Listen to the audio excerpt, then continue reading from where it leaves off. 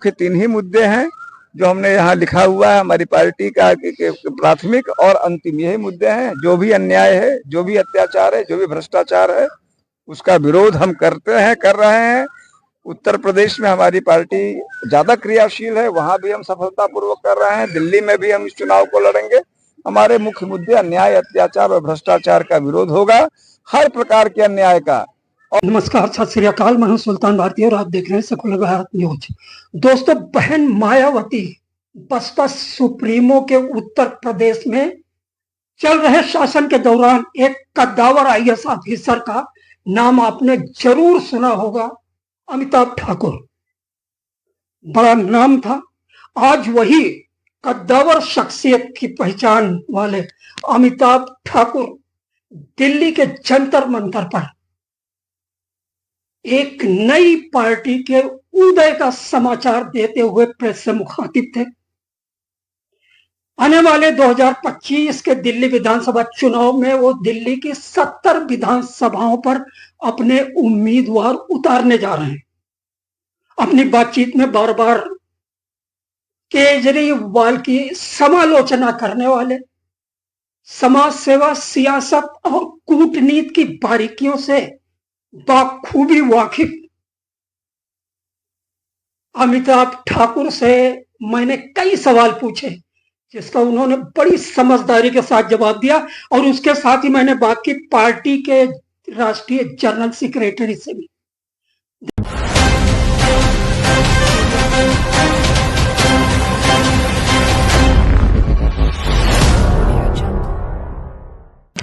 Sir, तैयारी पूरी हो गई 70 विधानसभा सीटों पर एक एक प्रत्याशी खड़ी करने के लिए? हमारी पार्टी जो भी 70 विधानसभा सीटें हैं उन पे प्रत्याशी लाएगी। हमारी पार्टी का यह मानना है कि देखिए, यहाँ पर दो प्रमुख पार्टियां हम मान रहे हैं जो हैं इस समय, क्योंकि केजरीवाल और हम कांग्रेस को एक मान रहे हैं, भाजपा को एक मान रहे हैं। हमारा ये मानना है कि हमारी पार्टी के लिए अच्छा स्कोप है यहाँ पर, क्योंकि हम जिन बुनियादी सिद्धांतों पे काम करना चाहते हैं उसकी हर दिल्ली में विशेष पूछ है। उन्हीं बुनियादी सिद्धांतों पे ही केजरीवाल जी ने यह जो भी, इसमें कोई शक नहीं कि उन्होंने असीम ऊंचाइयां प्राप्त की, विश्व स्तरीय ख्याति प्राप्त की उन्हीं सिद्धांतों पे। लेकिन वो मुख्य मुद्दे हैं क्या? लेकिन यह भी कष्ट का विषय रहा कि उन्होंने तिलांजलि दी। हमारे मुख्य तीन ही मुद्दे हैं जो हमने यहाँ लिखा हुआ है। हमारी पार्टी का प्राथमिक और अंतिम यही मुद्दे हैं। जो भी अन्याय है, जो भी अत्याचार है, जो भी भ्रष्टाचार है, उसका विरोध हम करते हैं, कर रहे हैं। उत्तर प्रदेश में हमारी पार्टी ज्यादा क्रियाशील है, वहां भी हम सफलतापूर्वक कर रहे हैं। दिल्ली में भी हम इस चुनाव को लड़ेंगे। हमारे मुख्य मुद्दे अन्याय, अत्याचार और भ्रष्टाचार का विरोध होगा। मैं देख रहा हूं कि केजरीवाल के अलावा और आप किसी भी पार्टी के मुखिया का आलोचना नहीं कर रहे हैं। बाकी दो पार्टियां बचती हैं यहाँ, मुख्य कांग्रेस और बीजेपी, वो सारी पाक साफ है। नहीं, मैं कोई टकराव नहीं आपका? नहीं, मैं समझता हूँ कि यह बात मैं शायद अपनी बात कह नहीं पाया। मुख्यमंत्री तो केजरीवाल ही यहाँ पर हैं, इसलिए वही जिम्मेदार। जाहिर सी बात है, आज की तारीख जैसे देश के प्रधान, मैं देश की बात नहीं कर रहा, देश की बात की जाएगी तो नरेंद्र मोदी जी की ही बात आएगी। नरेंद्र मोदी जी भारतीय जनता पार्टी में है तो उन्हीं का नाम आएगा। अभी अगर हम जब दिल्ली सरकार की बात कर रहे हैं, दिल्ली के चुनावों की बात कर रहे हैं, तो जो प्रमुख किरदार है, मेरे कहने न कहने से नहीं होगा, अभी तक तो भाजपा ने अपना प्रत्याशी तक नहीं घोषित किया है कि उनका कौन प्रत्याशी होगा मुख्यमंत्री का। कांग्रेस ने घोषित नहीं किया है। एकदम से आपको क्या वो सूझी कि चलो हम सियासत में चलते हैं और खुद चुनाव लड़ते हैं? नहीं, मैं देखिए, सच्चाई यह है कि मुझे ऐसी कुछ नहीं सूझी। वो भी ईश्वरीय कृपा रही, योगी आदित्यनाथ जी की कृपा है। उनको सूझी कि इनको अब इनसे सेवा न ली जाए। उन्होंने किसी दिन उठाया और कहा कि अब सेवा के योग्य नहीं है। उन्होंने मुझे लात मार के नौकरी से निकलवा दिया।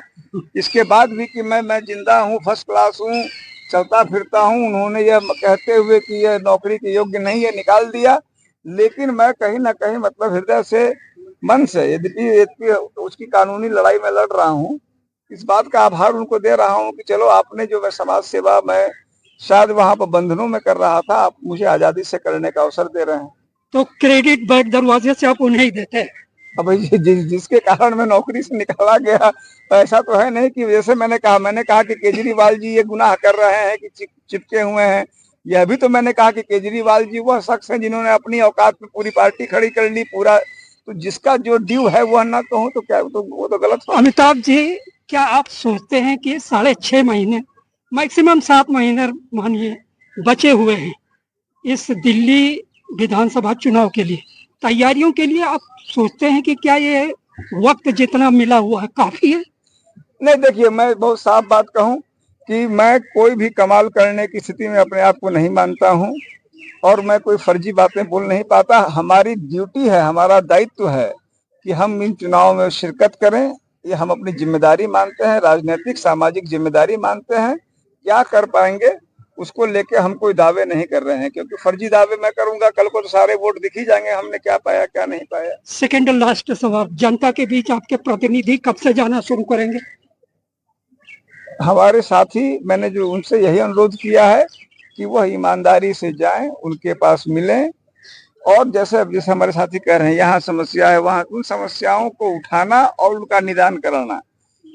अगर आज से नहीं कर रहे हैं तो कहीं ना कहीं हमारे साथियों की लापरवाही होगी। मैं तो चाहता हूं कि यहीं से जाके करें, एक सेकंड भी ना खोएं, क्योंकि दिल्ली मुझे लग रहा है विशेष करके कि यहाँ की स्थितियां और जगहों से भी शायद विकराल है, क्योंकि आम आदमी पार्टी, उसका कारण सिर्फ ये है कि आम आदमी पार्टी एक लंबे समय से केवल नौटंकी विज्ञान में ही संभव इन्वॉल्व हो गई है और उसको भाजपा के रूप में एक प्रिय खिलाड़ी मिल गया है जिसका खामियाजा वास्तव में जनता भुगत रही। लास्ट सवाल, 2 करोड़ जनता दिल्ली के मतदाता जो भी होंगे, 70 विधानसभाएं, आप पहली बार सियासत के पटल पर यहाँ दखल दे रहे हैं, दिल्ली के मतदाताओं को, जनता के लिए क्या संदेश है आपका?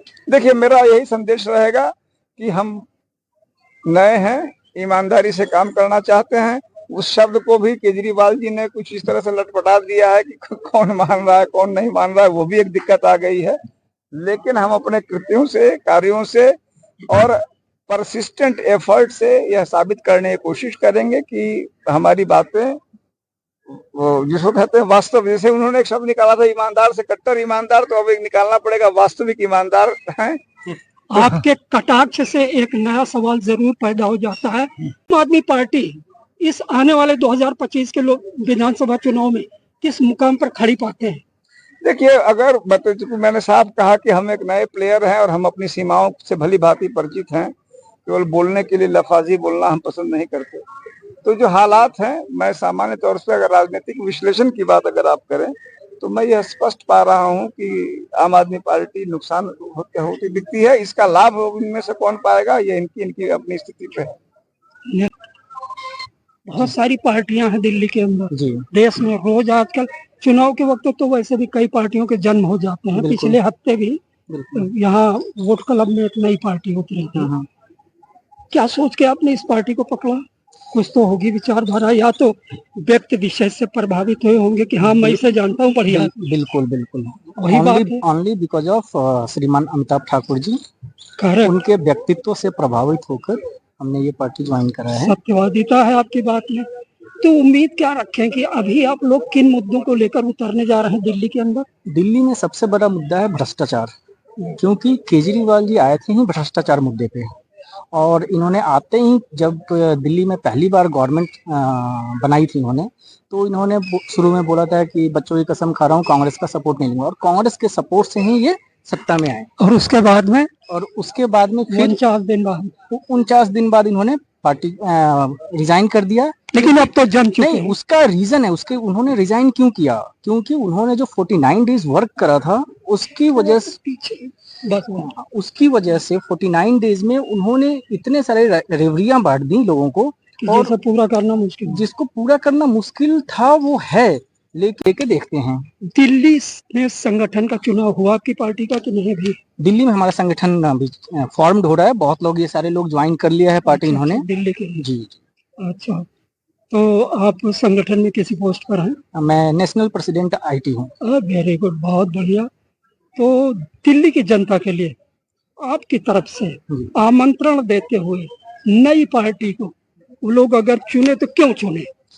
दिल्ली की जनता से यही है कि हम लोग किसी भी बहकावे और झूठे के वादों में नहीं जाएंगे, आप हमारे कैंडिडेट को जज करिए, जो भी कैंडिडेट हमारे फील्ड में उतरेंगे उनका कोई पॉलिटिकल बैकग्राउंड नहीं है।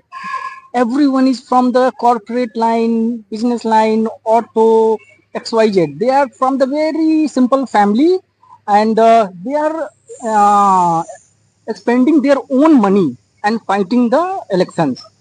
And हम ये अश्योर करना चाहते हैं दिल्ली में कि जो भी इन पार्टियों ने कराया, अगर हमारे को कितनी भी सीटें मिले, ये गिनती में नहीं बता सकता। हो सकता है हमारे को 1 मिले, हो सकता है हमारे को 10 मिले, हो सकता है 1 भी ना मिले। मैं बिल्कुल एग्री करता हूँ, हम लोग बहुत न्यू हैं। बस आखिरी सवाल ये बता दें जल्दी से, जी। क्या पार्टी किसी और पार्टी से अपने जैसे समान विचारों वालों से गठजोड़ करेगी? हाँ बिल्कुल, हम लोग गठजोड़ करेंगे, जो भी हमारे जैसे छोटी छोटी पार्टियां हैं।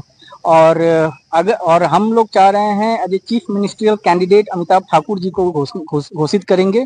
और हमारी कुछ पार्टियों से अभी बात चल भी रही है